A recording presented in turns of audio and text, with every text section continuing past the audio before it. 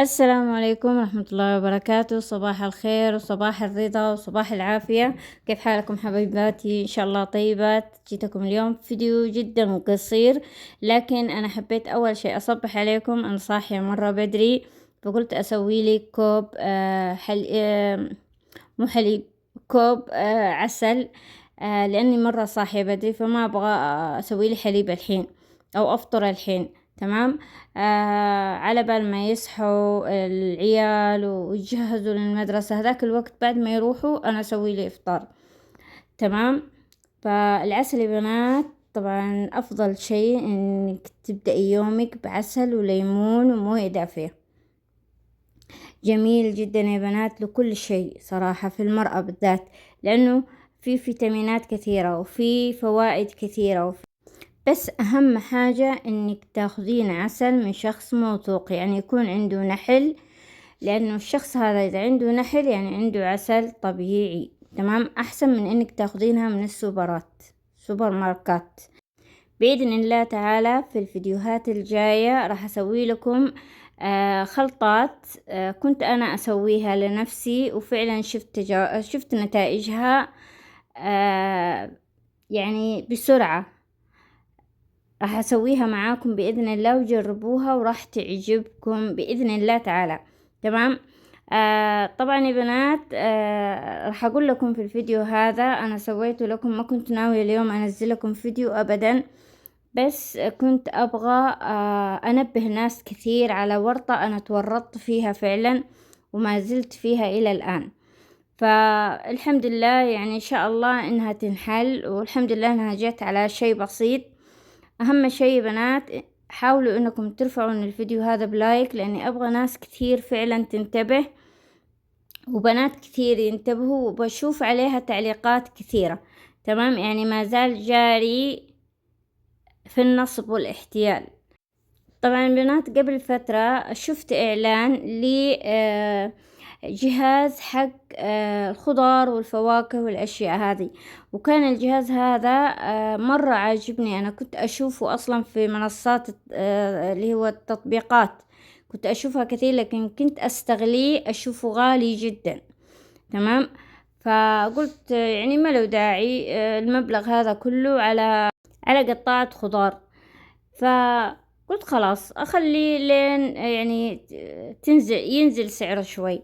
فسبحان الله ذاك اليوم وأنا أقلب في التيك توك، إلا في إعلان جالي نفس الجهاز اللي أنا أبغاه، بس بسعر خيالي، سعر ما يخطر على بالكم أبدا.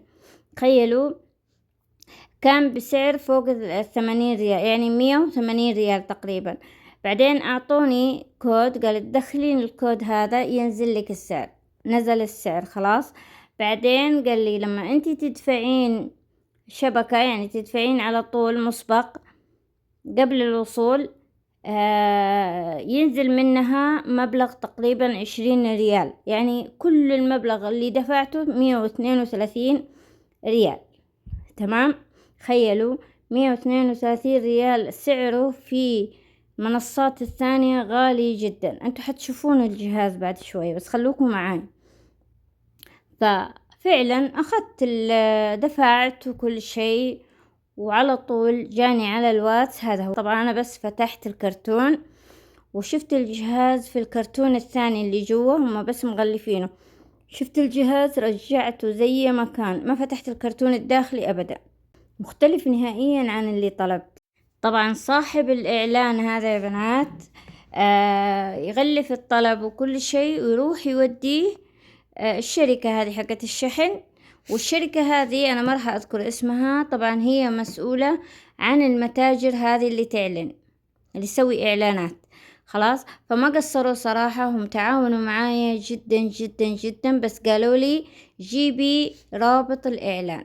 هذا هو يا بنات اللي كنت أبغى، سعره فوق 600 ريال أو 700 ريال، وهذا اللي أرسلوا لي 132. تمام. فنصيحة يا بنات، هم قالوا لي لازم ترسلين رابط الإعلان. لأول مرة ما أحفظ الإعلان، لا حفظت الإعلان ولا صورت الصفحة حقتهم ولا شيء. لأول مرة. خلاص، فقعدت أبحث حتى حصلت الإعلان، وعلى طول نسخت الإعلان ورجعت قدمت الشكوى من جديد. وفعلا تواصلت معي الموظفة، ما قصرت، وأعطتني العنوان للمكتب حقهم، ورحت دحين بروح أوديها عندهم وأخذ الوصل ويرجعوا لي فلوسي.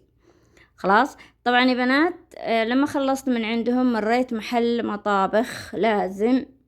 يا بنات يعني خيال خيال خيال خيال. أنا أتمنى المرات الجاية حتكون في تغييرات بإذن الله، بس شدوا حيلكم معايا باللايكات يا بنات عشان أتشجع أكثر. إذا شجعتوني كثير راح يكون في هناك تغييرات إن شاء الله بإذن الله في أقرب وقت ممكن، وتشوفون إبداعاتي في التغييرات بإذن الله. يا بنات يجنن المكان هذا، ياخذ العقل، وعندهم ما شاء الله عروض كثيرة، بس ما راح أقول لكم اسمه لأنه أول شيء ما استأذنتهم.